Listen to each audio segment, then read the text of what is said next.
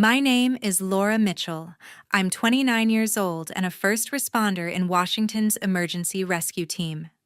At my family's fancy Seattle party, my sister's voice cut through the chatter sharp as a knife. "You're useless, Laura, parading those ugly scars like some hero." Her sneer burned, but then her 17-year-old son stepped forward. His eyes locked on mine and said loud enough for everyone to hear, "I owe you my life." The room froze, her face drained of color. What happened before that moment? How did I go from their punching bag to the one they couldn't ignore? Before we begin, drop a comment. What time is it, where you are, and which city are you watching from?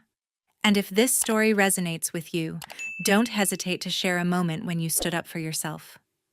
4 years ago, I was 25, sitting alone in my cramped University of Washington dorm room, staring at a laptop screen that might as well have been a guillotine. The email from the law school admission council was blunt. My LSAT score was 142. Not even close to the 165 my parents, Dr. Robert Mitchell and Diane Mitchell, expected for their dream of me becoming a lawyer. That number wasn't just a score, it was a branding iron searing failure across my future. The phone rang, its shrill tone slicing through my shame. I knew who it was. My mother's voice came through, not angry but worse, disappointed, like she was reading a bad Yelp review. "Laura, we paid for prep courses, private tutors, everything. Your sister never put us through this. Karen aced her LSAT, got into Georgetown, and now she's running her own fashion line. Why can't you just try harder?" She didn't ask how I felt. She didn't ask what went wrong. To her, I was a broken investment, not a daughter. I grew up in a Seattle family where success was measured in degrees and dollar signs. My father, a tenured economics professor, had a wall of framed diplomas in his study, Harvard, Stanford, you name it. My mother, a corporate lawyer, had her own shrine of legal awards in our pristine living room. And then there was my sister, Karen Mitchell, the golden child, whose fashion brand was already featured in Vogue by the time she was 30.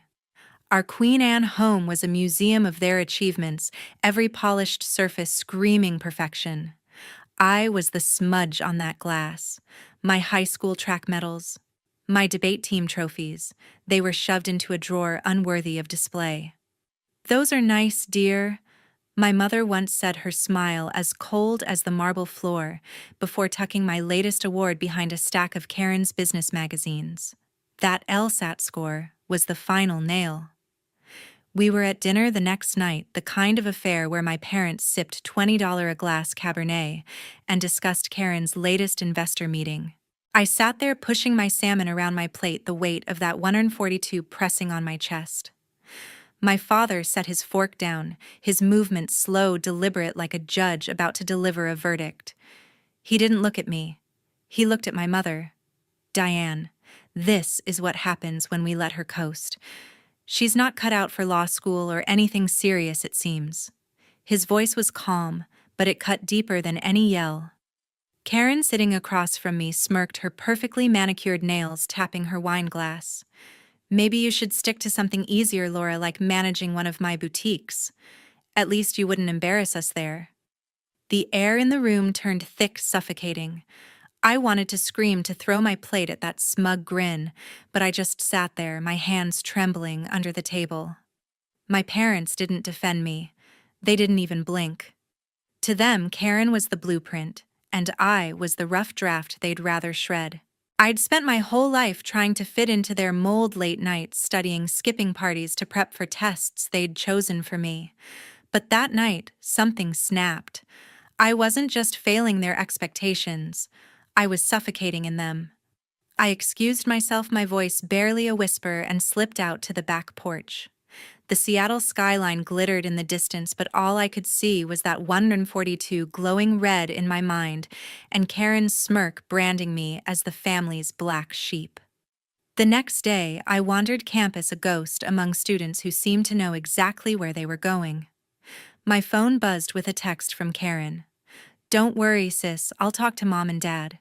Maybe they'll let you audit my assistant's work." It wasn't an offer, it was a jab, another reminder I'd never measure up.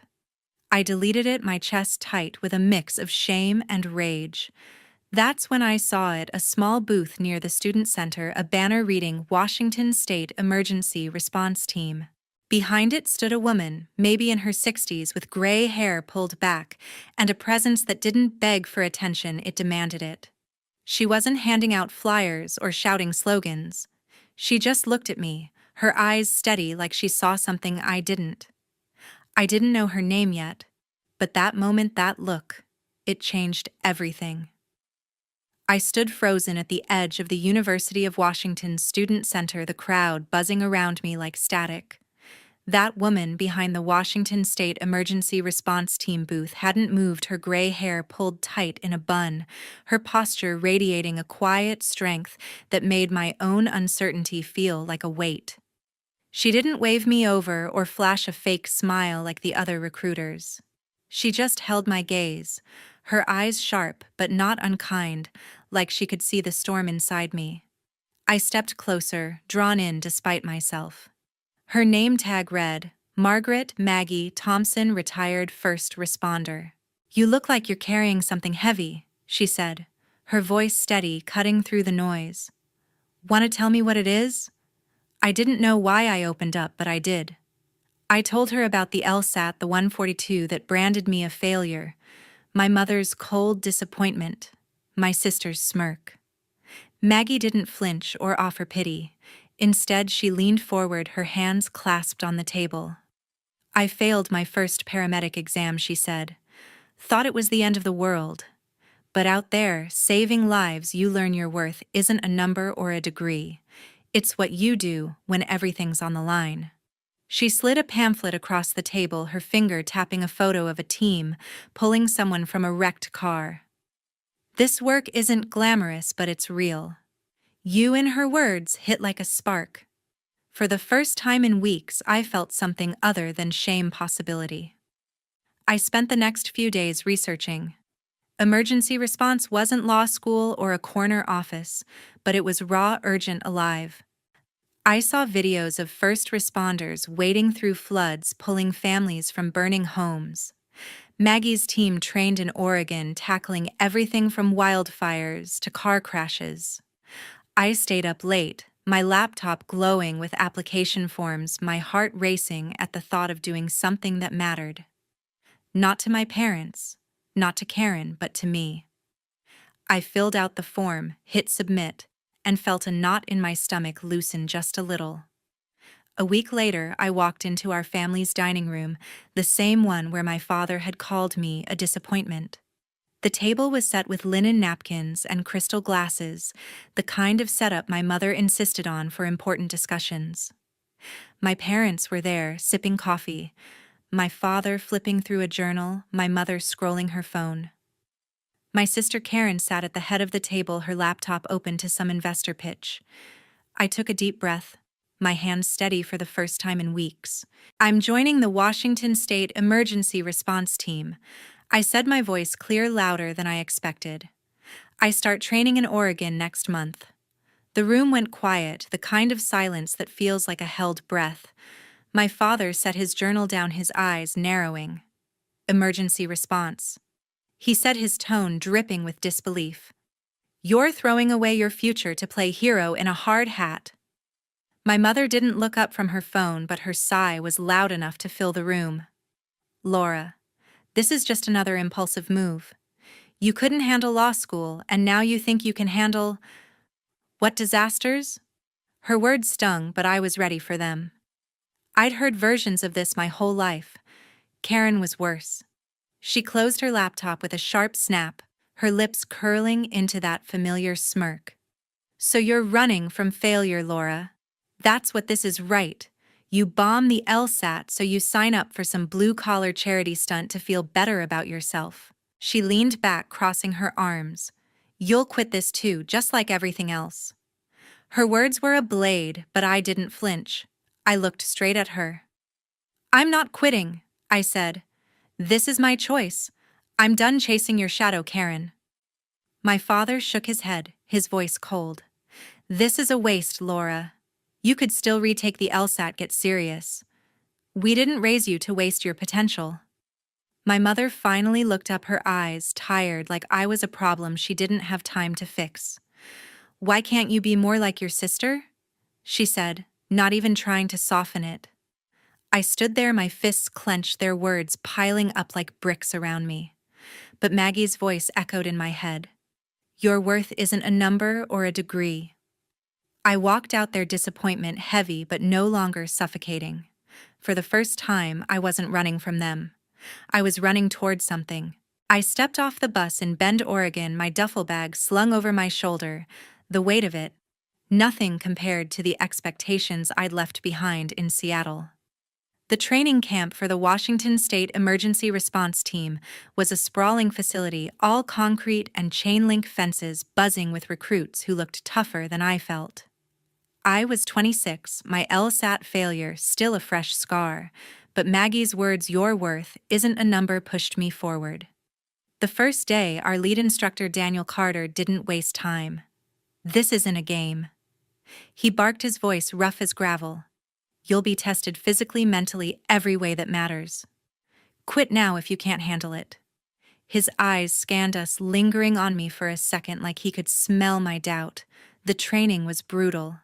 Day 1, we ran 5 miles with 30-pound packs, my legs burning, lungs screaming. I tripped during a rope climbing drill, scraping my knee raw, but I hauled myself up, Karen's voice echoing in my head. You'll quit this too. I didn't. We learned to navigate mock disaster zones, collapsed buildings, flooded streets under timed conditions. One drill had us crawling through a smoke-filled tunnel, the air so thick I could barely breathe. A guy next to me, Jacob Evans, panicked, his hands shaking as he fumbled his gear. I grabbed his arm, steadying him. Focus, I said, my voice sharper than I meant. He nodded, and we made it through. Jacob, a lanky kid from Spokane, became my shadow after that, always asking questions, always watching. The mental tests were worse. Instructors threw curveballs, simulated triage scenarios, where you had to choose who to save first. I froze during my first one, a mock car crash with screaming victims. Daniel pulled me aside after. You hesitated, Mitchell, he said, his tone firm but not cruel. Out there, hesitation kills. You've got the instincts, but you need to trust them. I nodded, my chest tight, replaying my mother's sigh. Why can't you be more like your sister? That night, I stayed up practicing knots and memorizing protocols, determined to prove I wasn't the failure they thought. Weeks turned into months. I got stronger faster, my hands steady as I bandaged wounds or hauled equipment. Maggie checked in once, her voice crackling over a video call. You're doing this for you, Laura, she said. Not them. Her words were fuel. During a final endurance test, a 10-mile hike through pouring rain carrying a dummy on a stretcher, I pushed through, my muscles screaming, Karen's smirk flashing in my mind. My team finished first, and Daniel gave me a nod, the closest thing to praise he ever offered. Not bad, Mitchell, he said. I felt a spark of pride, something I hadn't felt in years. Graduation day came, a crisp morning in June. I stood in my Navy uniform, a certificate in hand, top of my class. Jacob clapped me on the shoulder, grinning. You're a machine, Laura, he said. I smiled, but my thoughts drifted to Seattle. I wanted them to see this, to know I wasn't running from failure, but toward something real. I called home that night, my heart pounding as I dialed. My mother answered, her voice clipped, distracted. Laura, this isn't a good time. Your sister just landed a major deal with a New York retailer. It's a big moment for her. I gripped the phone, my knuckles white. I graduated today, Mom, I said, my voice steady despite the ache. Top of my class. There was a pause, long enough to feel like a slap. That's nice, dear, she said, like I'd told her I'd cleaned my room. But Karen's deal is going to change her career. You understand, don't you? I didn't respond. I couldn't. The pride I'd felt hours earlier curdled into something bitter. I hung up, staring at the certificate on my bunk. Maggie's words fighting to break through. Your worth isn't a number. But my mother's dismissal, her obsession with Karen's success, made it clear to them I'd never be enough. I packed my gear the next day, ready to join my first assignment. Jacob and the others were buzzing about their families coming to visit, but I didn't expect anyone. My father hadn't called, Karen hadn't texted, and my mother's words still stung. I wasn't their version of success, but I was starting to build my own. The road ahead was uncertain, disasters, long hours, lives on the line, but for the first time, I felt ready. I was 27, standing knee-deep in freezing floodwater in Snohomish County, Washington, the rain pounding my helmet like a drum. It was my first real assignment with the Washington State Emergency Response Team, and the world felt like it was unraveling. The river had overflowed, swallowing homes, cars, everything. Our team, led by Chief Daniel Carter, got the call at dawn. A family of 4 was trapped in their house, the water rising fast. My heart pounded, not from fear, but from something else, purpose. I could still hear my mother's voice from a year ago dismissing my graduation. "That's nice, dear." I shook it off, gripping my radio as Daniel's orders crackled through. "Mitchell, you're with me. Move fast." We waded through the murky water, the current pulling at my legs. Jacob Evans, my teammate from training, was on my left, his face pale but focused. The house was half submerged, the roof barely visible. A woman's voice screamed from inside, raw with panic. "Help my kids." Daniel pointed to a shattered window. "Laura, get in there. Jacob, secure the rope." I didn't hesitate. I climbed through the glass, scraping my gloves, and landed in a living room-turned aquarium. The water was up to my waist, furniture floating like ghosts. A woman, Lisa Harper, clung to a staircase, her 2 kids, a boy about 10 and a girl, maybe 6, huddled behind her. Her husband, Michael Harper, was trying to pry open a jammed door, his face gray with exhaustion. "Stay calm," I said, my voice steady despite the chaos. "We're getting you out." I grabbed the kids first, passing them to Jacob through the window. The girl was crying, her small hands clutching my jacket. "It's okay," I told her, my own fear buried deep. Michael was next, but Lisa slipped, her head dipping under the water. I lunged, pulling her up, my arms burning from the effort. We got her out, the rope guiding us to safety. On the shore, the family collapsed, sobbing, Lisa grabbing my hand. "You saved us," she whispered. "Thank you." I nodded, my chest tight with a feeling I couldn't name, pride, maybe, or relief. Daniel clapped my shoulder. "Good work, Mitchell." He said, his voice gruff but warm. Jacob gave me a quick grin, and for a moment I felt like I belonged. Back at base, I sat in the break room, my uniform still damp, replaying the rescue. I wanted to tell someone, anyone who'd care. I pulled out my phone and called home, my fingers trembling as I dialed. My mother answered, her tone brisk, like I was interrupting. "Laura, what is it?" "We're in the middle of planning Karen's launch party." I swallowed, my throat tight. "I just saved a family." "Mom," I said. "A mom, a dad, 2 kids.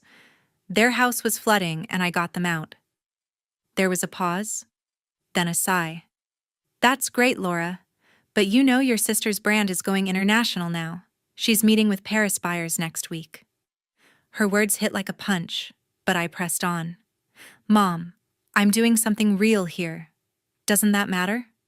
Another pause. "Of course it does," she said, her voice flat. "But let's not exaggerate.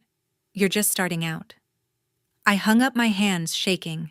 The next day, a package arrived at the base, addressed to me in my father's precise handwriting.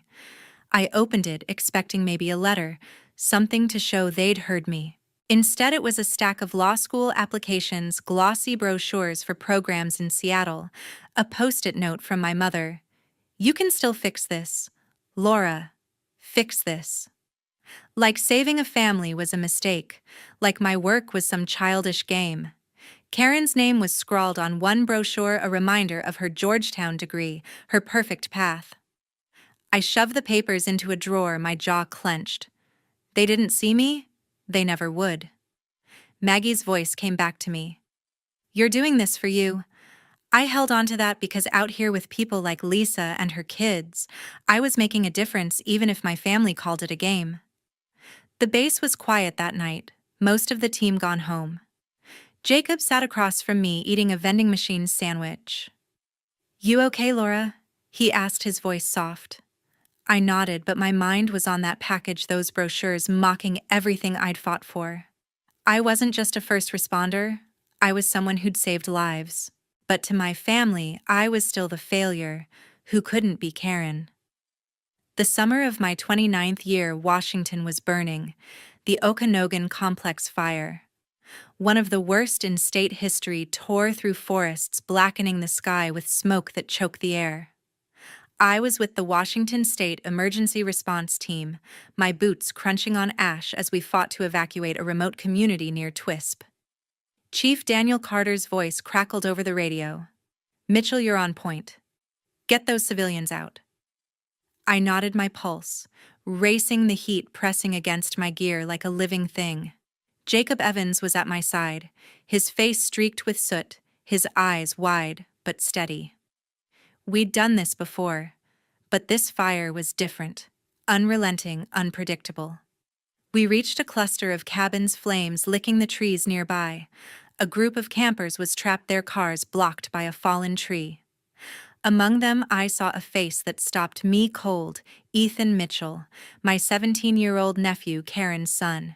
He was with a school group, his backpack slung over one shoulder, his face pale but defiant. "Ethan," I said, my voice sharp over the roar of the fire. "What are you doing here?" He shrugged, trying to play it cool. "Field trip got stuck." "Bad timing, huh?" I didn't have time to process it. "Stay close," I told him, shoving a mask into his hands. The fire was closing in the air, thick with embers. We moved fast, guiding the group, 8 kids, 2 teachers, toward a clearing. But the wind shifted, and a wall of flames cut us off. Jacob cursed under his breath, his radio sparking with static. "Choppers delayed," he said. "We're on our own." My training kicked in. I scanned the terrain, spotting a narrow path through a ravine. It was risky, but it was our only shot. "This way," I shouted, leading the group, Ethan right behind me. A burning branch snapped overhead, crashing down. I shoved Ethan out of the way, the wood grazing my arm, searing through my sleeve. Pain shot through me, but I kept moving, my jaw clenched. Halfway through the ravine, Jacob stumbled, his leg caught on a root. The flames were closer now, the heat blistering. I grabbed his arm, pulling him up, my own arm throbbing.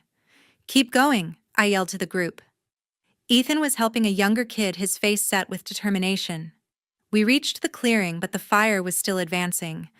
I grabbed the flare gun from my pack, firing it into the sky to signal the helicopter. The smoke was blinding, my lungs burning, but I stood my ground, waving the flare until I heard the chopper's blades. The helicopter landed, and we loaded the group, Jacob limping, Ethan dragging the last kid aboard. As I climbed in, another branch fell, striking my leg. I bit back a scream, blood soaking my pant leg, but I stayed upright, helping secure the civilians. At the base, medics patched me up. My arm and leg were scarred, permanent marks, the doctor said. I didn't care. Ethan was safe, Jacob was alive, and the others made it out. Daniel pulled me aside later, his face grim but proud. "You saved them, Mitchell," he said. "That flare call was textbook." I nodded, too tired to speak, the pain in my arm and leg a dull roar. "Ethan found me before he left with his group." "You didn't have to do that," he said, his voice low, almost shy. "Thanks, Laura." I managed a smile. "Your family, Ethan." I'd do it again. A month later, I stood in a community center in Wenatchee, my uniform crisp despite the bandages under it. The mayor presented me with a local heroism award, a small medal pinned to my chest. The room was packed. Jacob, Maggie, my team, but not one seat held my parents or Karen. I'd sent them the invitation, even called my mother. "It's a busy week," she'd said, her voice distant. "Karen's preparing for a Paris show." My father didn't even pick up. I scanned the crowd, hoping, but they weren't there. Maggie squeezed my hand, her eyes steady. "You did this, Laura," she whispered. "Not for them, for you." I nodded, but the absence stung sharper than the burns on my skin. I'd saved lives, including my nephew's, but to my family it was just another day. I wasn't Karen. I stepped off the plane in Seattle, my arm and leg still tender from the scars I'd earned in the Okanogan fire. At 29, I wasn't the same Laura who'd failed the LSAT or begged for my family's approval. The local heroism award, a small medal tucked in my bag, felt heavier than its size. I'd saved lives, my nephew Ethan among them, but the weight of my family's indifference pressed harder. My mother had texted me to come to Karen's birthday party at our Queen Anne home, no mention of my award or the fire. I went not for them, but because I wanted to face them on my terms. The house was decked out, chandeliers, gleaming tables loaded with catered food for Karen's 36th birthday. My parents, Dr.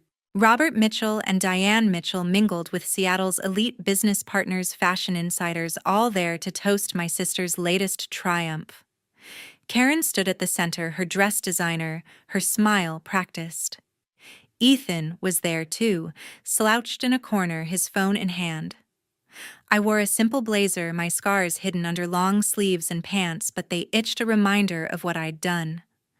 My mother greeted me with a quick hug, her eyes already scanning the room. "Laura, you made it?" she said, her tone polite but distant. My father nodded his attention on a colleague. No questions about the fire, the medal, or me? Dinner started, and the conversation revolved around Karen, her Paris deal, her new boutique. I sat quietly, my fork pushing food around my plate the same way I had 4 years ago when they'd called me a failure. Then Karen's voice cut through, sharp and deliberate. "Laura, those scars," she said, her eyes flicking to my wrist where my sleeve had slipped. "They're so unsightly. Parading around like some wannabe hero doesn't make you less useless, you know." The room went still, forks, pausing, eyes darting to me. My mother's lips tightened, but she said nothing. My father sipped his wine, his face blank. The word useless hit like a slap, echoing every jab they'd thrown else at law school, my choice to save lives.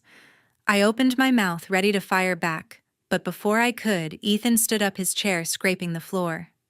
At 17, he was lanky, his voice still finding its strength, but his eyes burned with something fierce. "Mom, stop," he said, his tone cutting through the silence. "You don't know what you're talking about." Karen blinked, her smile faltering. Ethan turned to the room, his gaze steady. "Laura saved my life. That fire in Twisp, I was trapped with my school group. The flames were everywhere, and she got us out. She pushed me out of the way of a falling branch, got burned herself, and still led us to the chopper. She's not useless. She's the reason I'm here." The room froze. My mother's wineglass stopped halfway to her lips. My father's jaw tightened, his eyes finally meeting mine. Karen's face drained of color, her perfect composure cracking. "Ethan, sit down," she hissed, but he didn't. He looked at me, his voice softer now. "I owe you my life, Laura. Thank you." My throat tightened, a mix of pride and pain I couldn't name. I nodded, unable to speak, my scars suddenly feeling less like shame and more like proof. The rest of the dinner was a blur. My parents didn't speak to me, their silence louder than Karen's words. Karen avoided my eyes, her laughter forced as she steered the conversation back to her success. But Ethan's words hung in the air, a shield against their judgment. I left early, slipping out to the porch, the Seattle skyline glittering in the distance. Maggie's voice echoed in my head. "You're doing this for you." For the first time, I believed it. I wasn't their failure anymore. I was Laura Mitchell, the woman who'd saved lives, who'd earned her place, scars and all. Ethan's words still hung in the air at my sister's birthday party, the Queen Anne dining room, heavy with silence, after he'd called me out as the one who saved his life. For a moment, I thought it might change something. My parents sat frozen, their faces unreadable. Karen, her perfect smile cracked, tried to steer the conversation back to her Paris deal, but the room felt different now, charged with something raw. I stood there, my scars itching under my sleeves, waiting for a response, an apology, a glance, anything. But my mother just sipped her wine, her eyes avoiding mine. My father cleared his throat, turning to a guest about some economics conference. Karen laughed too loudly, tossing her hair. That's when it hit me, Ethan's truth didn't matter to them. I didn't matter. I'd spent years chasing their approval through the LSAT, through law school dreams they'd forced on me, through every cutting remark about my failures. I'd saved lives, earned scars, pinned a heroism medal to my chest, but to them, I was still the shadow of Karen's spotlight. Something snapped inside me, a dam breaking after years of holding it together. I pushed my chair back, the scrape loud enough to make the heads turn. Enough, I said, my voice steady, but burning. I'm done. My father's head snapped up, his brow furrowing. Laura, sit down, he said, his tone sharp, like I was a student interrupting his lecture. I didn't. I looked at him, then at my mother, then at Karen, who was smirking, one eyebrow raised. You've never seen me. I said, my words spilling out, years of hurt sharpening them. I failed your test, didn't I? The LSAT law school, your perfect mold. But I saved people. I saved Ethan. And you. I turned to my mother. You sent me law school brochures after I pulled a family from a flood. You didn't even show up when I got a medal for saving your grandson. My voice shook now, but I didn't stop. Karen, you called me useless. Useless. After I risked my life for your son. And you too, I faced my parents. My chest tight. You let her. You always have. Karen's smirk faded, her fingers tightening around her glass. Laura, you're being dramatic. She said, her voice low, but it lacked its usual bite. My mother set her glass down, her lips parting to speak, but I cut her off. No, Mom. I'm done trying to be what you want. I'm not Karen. I'm not your failure either. I'm me, and I'm enough. The room was silent, the guests staring, forks forgotten. Ethan watched me, his eyes wide but proud. I didn't wait for their response. I walked out the front door, clicking shut behind me, the cool Seattle air hitting my face like freedom.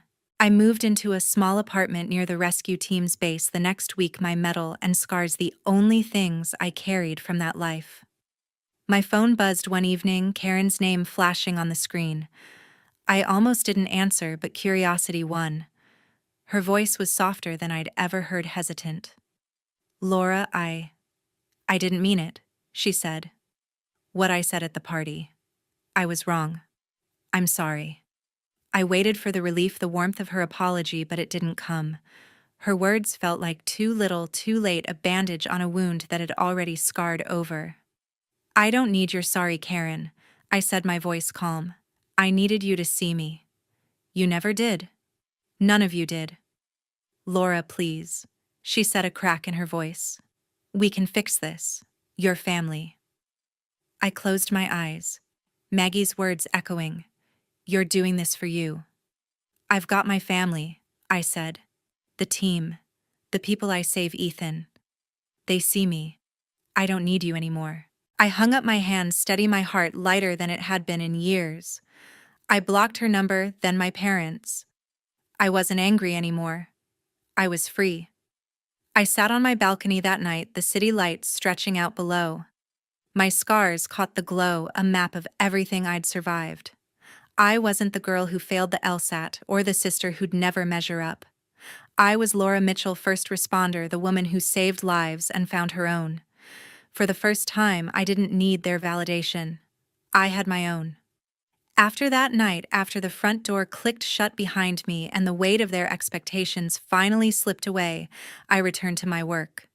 Not as someone seeking approval, but as the woman I had become, a trainer for the Washington State Emergency Response Team, guiding recruits through the art of saving lives, through floods, wildfires, and everything in between. The scars on my arm and leg are proof of what I've lived through, from pulling families out of floodwaters to carrying my nephew Ethan out of a burning forest. I've earned a medal for heroism, faced down walls of flame, and built a life that I'm proud of. But the hardest lesson I've learned has nothing to do with courage under pressure. It's about knowing your worth even when the people you love the most refuse to see it. For years, I tried to prove myself to my family. My father, a professor, and my mother, always chasing status, expected me to follow a path that wasn't mine: law school, a corner office, a life like my sister Karen's. When I failed the LSAT at 25, they called me a disappointment. When I chose rescue work, they said I was running from failure. And when I saved lives, they mailed me law school brochures like my work was just some detour, a mistake. At Karen's birthday party, after I risked everything to save her son, she still called me useless. That night, I stood up. I walked out. I cut ties.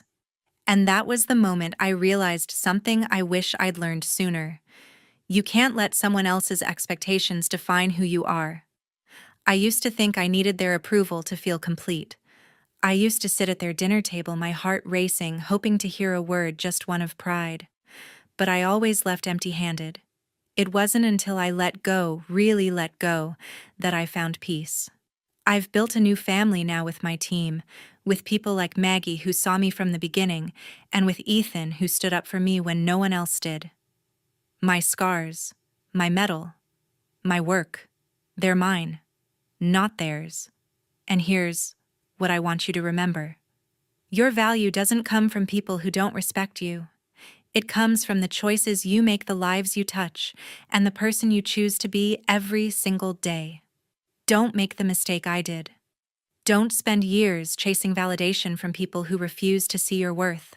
It's a trap, one that keeps you small, keeps you doubting. If you're living under someone else's expectations, stop.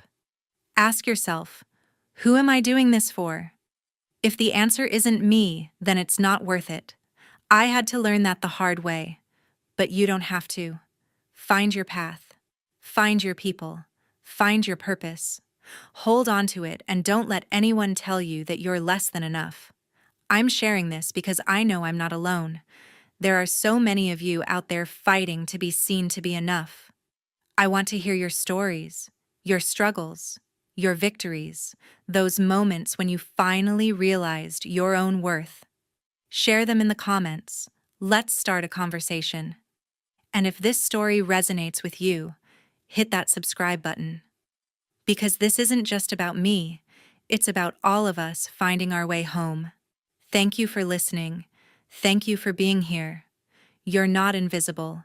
You are enough.